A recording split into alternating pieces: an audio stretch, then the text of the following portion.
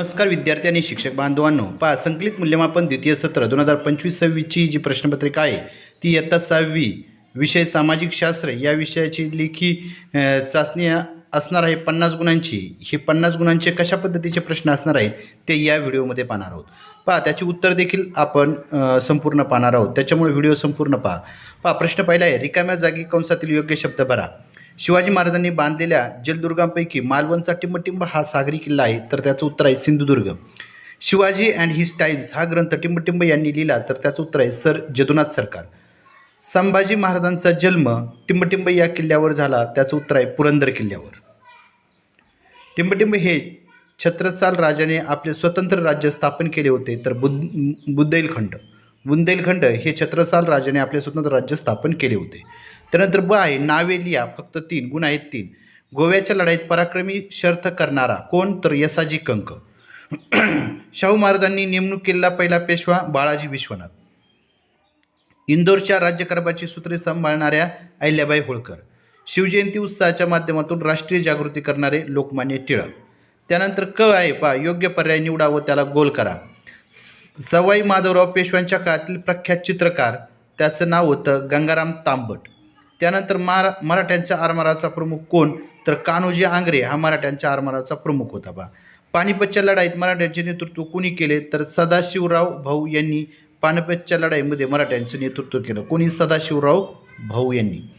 त्यानंतर बालाजी विश्वनाथ हा टिंबटिंब या गावचा राहणारा होता, तर बालाजी विश्वनाथ हा श्रीवर्धन गावचा राहणारा होता.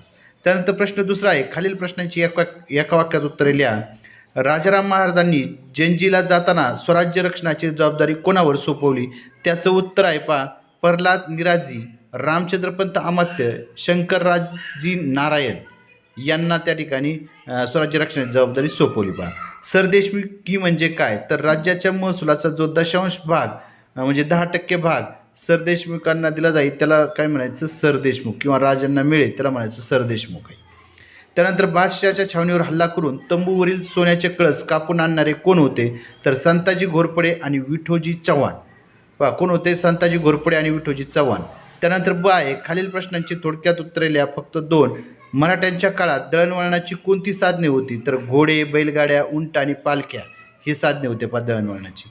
त्यानंतर दुसरा आहे, पानिपतच्या लढाईत मराठ्यांचा पराभव का झाला, तर अब्दालीचे अद्ययावत तोफखाना, मराठ्यांकडे असलेला रसद पुरवठ्याचा अभाव आणि उत्तरेकडील इतर सत्तांची साथ न मिळणे यामुळे पानिपतच्या लढाईत मराठ्यांचा काय झाला, पराभव झाला.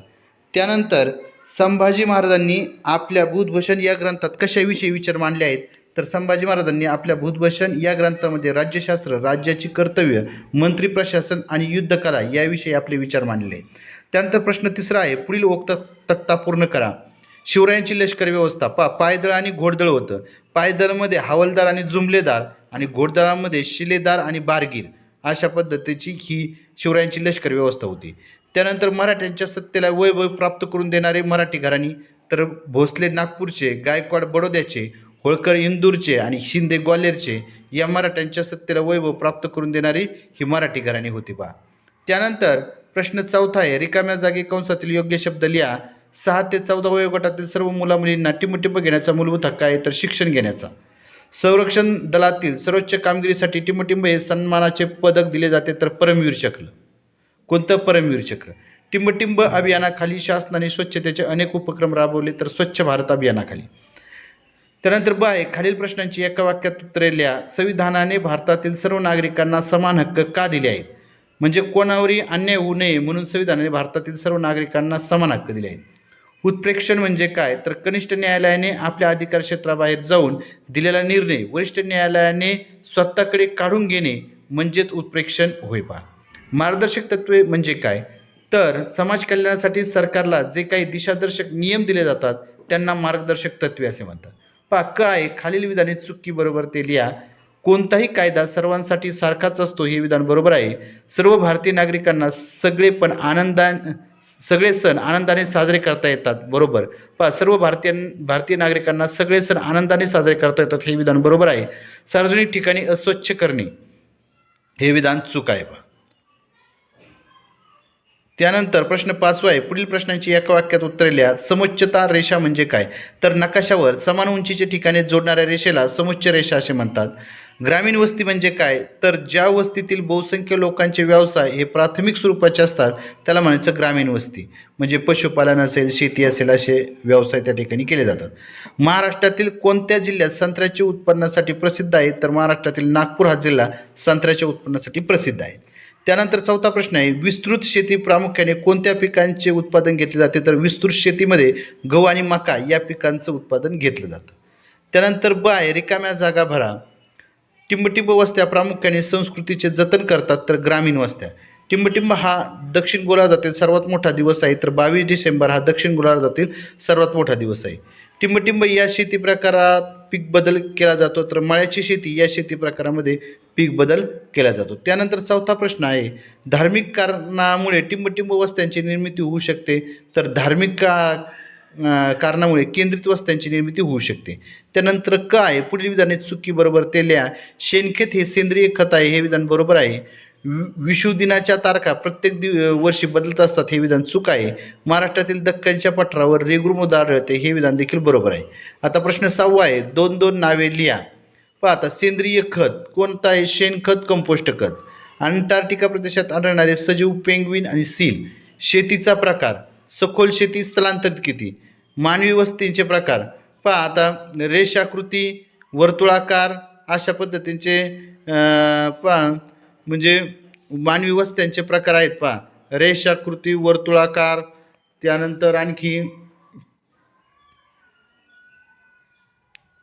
वस्त्यांचे प्रकार आपल्याला मानवी वस्त्यांचे प्रकार या ठिकाणी लिहायचे होते. पहा रेषाकृती वस्त्यांची वैशिष्ट्ये. पहा रेषाकृती वस्तींचं वैशिष्ट्य काय आहे? तर या वस्त्या रस्ते, रेल्वे लाईन, नदी किंवा कालव्यांच्या कडेला एका सरळ रेषेत विकसित होतात. या वस्त्यांची रचना अरुंद असून त्या लांबीला जास्त असतात. घरे एकमेकांना लागून उडीत असतात. त्यानंतर कृषी पर्यटन. शेती आणि पर्यटन यांची सांगड घालून कृषी पर्यटन विकसित केले जाते.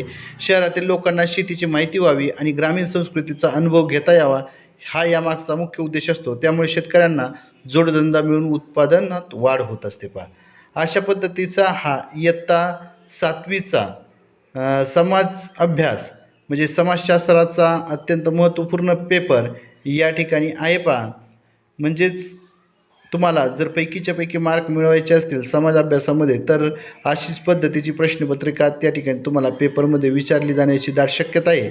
त्याच्यामुळे हे जे सर्व प्रश्न आहेत ते सर्व प्रश्न तुम्ही पाठ करायचे आहेत आणि नंतरच पेपरला द्यायला जायचं आहे. पहा आपला जो चॅनल आहे VPN एज्युकेशनल गुरु या चॅनलवरती आपण असेच महत्त्वपूर्ण शैक्षणिक व्हिडिओ या ठिकाणी अपलोड करत असतो. नक्कीच तुम्हाला जर हा व्हिडिओ आवडला असेल तर चॅनल सबस्क्राईब करा आणि तुमच्या मित्रांना शेअर करा. धन्यवाद.